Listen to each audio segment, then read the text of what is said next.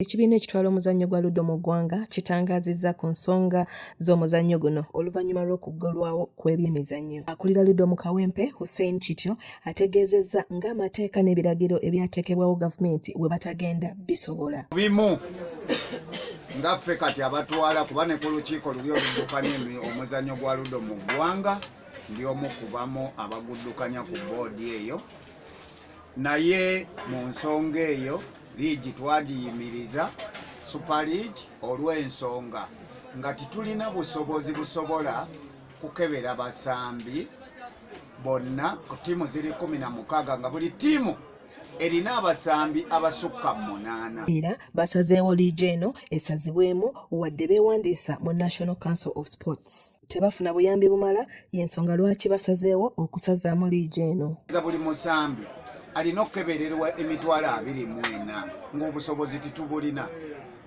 Naye ffe nga bannaluddo oba bannamizannyo tuba tusaba gavumenti ekole nga ziri nga bw'olaba Kenya, bw'olaba wa Tanzania, biki bo abasambi b'omuzannyo abali mu sports babakeberera bwerere. Ssaabawandiisi w'ekibiina Kawuki asabye gavumenti ebayambe ku muzannyo guno kubanga gy'emizannyo emitono egiyambako okuŋŋaanya abavubuka ate nga beetaaga ensimbi okutegeka empaka ez'enjawulo omuli ez'abakyala n'okwetaba mu ezo eza Africa. Luddo yatongozebwa ng'omuzannyo omutongole mu mwaka gwa 2011 era gwettanirwa nnyo abavubuka ensangi zino. Nti okukebera buli muzannyo kintu kinene nnyo okusinziira ku nfuna ya kira.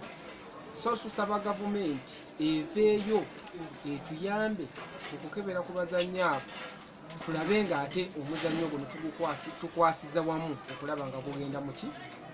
Majori Nabulime yasindise Kalaala STV Select ey'ebyemizannyo.